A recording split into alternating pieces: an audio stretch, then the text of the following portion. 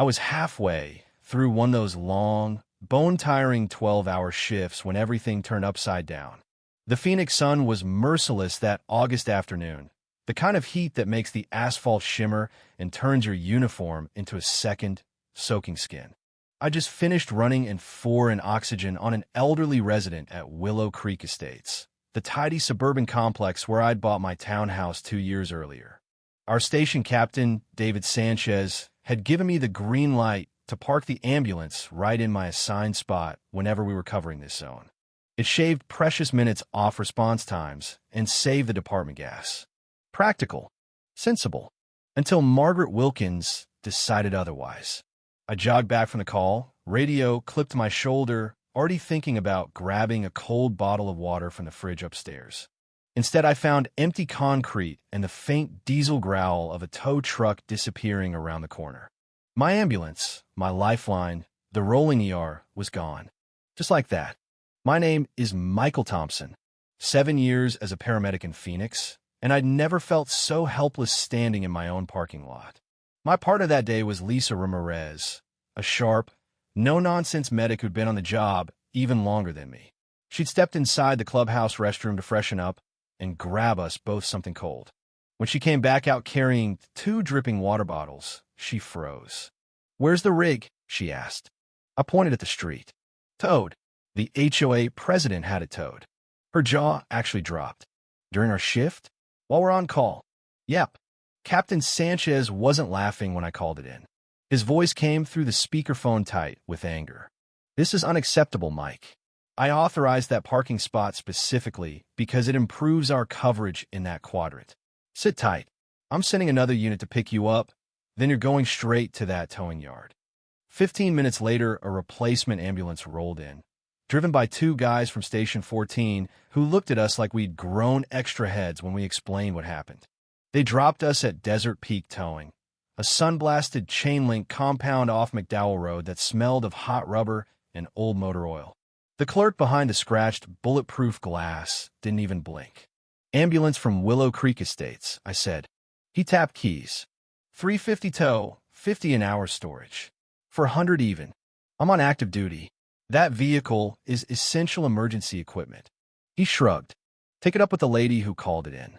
Cash, card, or no truck." I swiped my personal credit card, stomach churning. The city would reimburse me eventually, but $400 out of pocket for doing my job felt like a slap. That evening, alone in my townhouse with the AC cranked and a laptop open, I started digging. Arizona revised statutes were crystal clear. Emergency vehicles engaged in emergency response were exempt from local parking restrictions. Interfering with one during active duty could rise to a Class 6 felony in extreme cases. I printed the relevant sections, highlighted them in yellow, and saved PDFs. Sleep didn't come easy.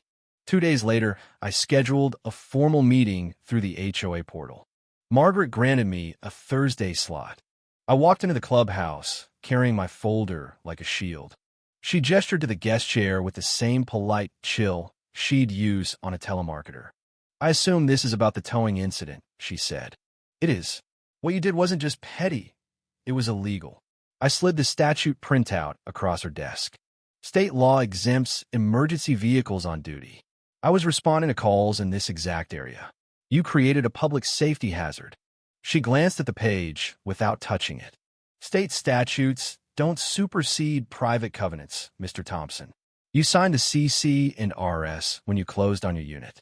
Our rules are contractual. If I make an exception for you, I have to make one for every plumber, landscaper, and delivery driver. Property values would suffer. People could have died because that ambulance was impounded for 45 minutes. Then perhaps your department should have arranged proper off-site staging." She folded her hands. "I'll take your concerns to the board, but our attorney has already reviewed the parking section. It's solid." I left knowing she wouldn't budge an inch. The next HOA board meeting was the first Tuesday in September. The community room smelled faintly of coffee and lemon cleaner. 30 or so residents showed up, mostly retirees who treated these meetings like primetime television. Margaret ran the agenda with crisp efficiency. Minutes approved, landscaping bids discussed, Reserve fund report given. When open forum arrived, I stepped to the microphone. Michael Thompson, Unit 142. I'm asking the board to amend the parking regulations to exempt emergency services vehicles that are actively engaged in response operations in this community. It improves response times for everyone here. It also protects the association from liability. Helen Ramirez, a retired schoolteacher whose grandson was a firefighter, spoke up first. I think it's reasonable. Seconds matter in an emergency. Linda Wong, the board's contract law attorney, countered, the issue is precedent. If we carve out ambulances, what about police cruisers? Fire engines? Contractors? We open a door we can't close. Robert Hayes, the quiet engineer who worked from home, nodded slowly. I agree with Michael. Public safety should trump strict uniformity. Margaret tapped her pen. Our duty is to preserve the standards residents voted for. Exceptions erode the system. The vote was 2 yes, 2 no. Margaret cast the tiebreaker against the amendment. Afterward, several neighbors approached me in the parking lot. An older gentleman named George whispered about the $200 fine Margaret once hit him with for leaving Christmas lights up past January 2nd. A woman named Carla described being forced to repaint her front door 3 times because the approved royal blue wasn't quite royal enough. She's drunk on power, Carla said. Somebody has to stop her. 3 weeks later, the radio crackled with a priority call.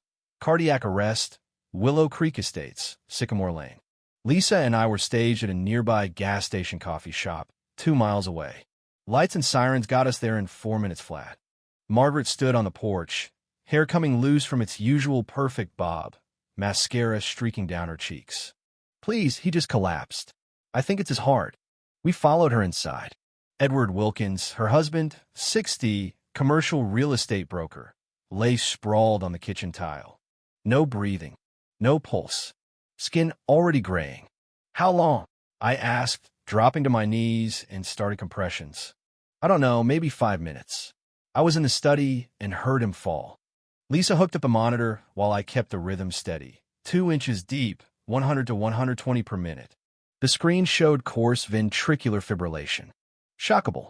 Charging 200, Lisa said. Clear. The jolt rocked his body. Still VF. Compressions, she called, charging to 300. Another shock. This time the monitor converted, normal sinus rhythm. Edward gasped, eyes fluttering. Edward, can you hear me? You're okay. We got you stabilized. We're taking you to the hospital.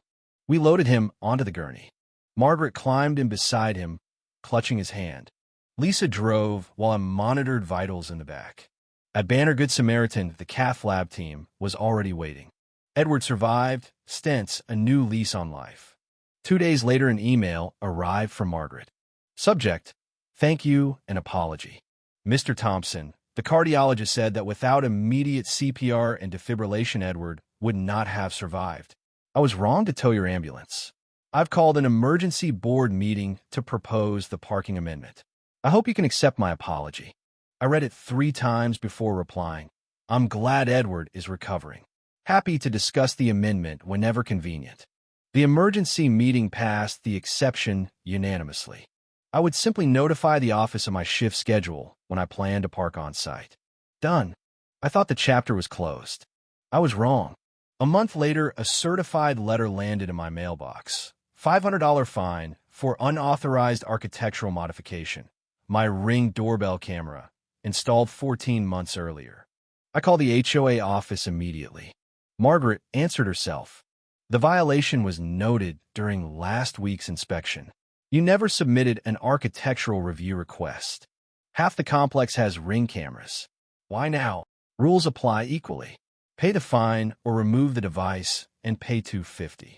This is retaliation, Margaret. I resent that implication. Have a good day. She hung up. Then came the lien on my property. Official notice that the HOA could collect from any future sale proceeds. Next, the vandalism started. All 4 tires on my personal car slashed one night.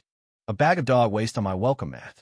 A long, deliberate key scratch down the driver's door after I replaced the tires. I installed 2 more exterior cameras, highly visible. For a few weeks, quiet. Then Captain Sanchez called. "Mike, coming early. We've got company." Inspector Emily Carter from the Arizona EMS Regulatory Board sat in his office with a thick folder. "We received a formal complaint alleging you falsified patient care reports and administered inappropriate medications during the Edward Wilkins call." The room tilted. "That's a lie. Everything was textbook. Lisa was there. The hospital records match. The monitor printouts are time-stamped. I have to investigate every complaint. You're on paid administrative leave until it's resolved." I drove home numb. Margaret hadn't just come after my peace of mind. She'd gone straight for my career. Attorney Paul Reynolds specialized in HOA disputes. His Scottsdale office walls were lined with framed newspaper clippings of cases he'd won. "She filed a malicious false report with a state licensing board," he said after reviewing everything. I spent 3 days compiling the defense. Lisa's sworn statement, full hospital chart, ambulance CAD logs, defibrillator data. Inspector Carter interviewed me at the board's Phoenix office. Paul sat beside me. 2 hours of detailed questions. When it ended, she closed her folder. "Mr. Thompson, the evidence overwhelmingly supports your documentation. There is no basis for the allegations. I'm classifying this complaint as malicious and referring it to the Maricopa County Attorney's Office. We filed a civil suit for defamation, harassment, and intentional infliction of emotional distress. $50,000 plus fees." Detective Laura Bennett took the criminal report. Edward, interviewed separately, told her the truth. Margaret became fixated on revenge after losing the presidency. I begged her to stop. She wouldn't listen. Margaret was arrested in October. The Arizona Republic headline read, "HOA president charged with false report against paramedic who saved her husband's life." Neighbors came forward with their own stories. Contractors strong-armed. Landscapers threatened with fake violations. The pattern was damning. She pled guilty in January. 1 year probation, $5,000 fine, mandatory anger management classes, permanent ban from HOA boards in Arizona. The civil case settled for $35,000 plus my legal fees. Margaret and Edward sold their townhouse and moved to Tucson. Rumor had it the new community's management company blacklisted her from any board position. Under new President Linda Wong, Willow Creek changed. Fines now required a resident review committee. Enforcement became consistent and transparent. George put up the biggest Christmas display the complex had ever seen. No fine. Carla repainted her door a bold teal. No one said a word. I was promoted to senior paramedic that spring. Captain Sanchez cited my restraint and professionalism throughout the ordeal. "You never let personal conflict touch patient care," he told me. "That's the standard we want." Looking back, Margaret wasn't some cartoon villain. She was a woman who found a small kingdom and ruled it like an empress, until the empire pushed back. It took months of stress, thousands in legal bills, and a community finally speaking up to stop her. But the system did work. Slowly, painfully, but it worked. I still park the ambulance in my spot when I'm on shift here. Every time I walk past the clubhouse where Margaret used to hold court, I remember how fragile everyday authority can be, and how important it is to challenge it when it turns cruel. What about you? Have you ever dealt with someone who abused a position of petty power? An HOA board member, a micromanaging boss, a neighbor with too much time and not enough sense? Did you fight back through official channels? Or did you ever feel tempted to take matters into your own hands? And where do you draw the line? When does standing up to injustice justify anger or even retaliation? And when does it cross into something darker? Drop your thoughts in the comments. I read every one. Let's talk about it.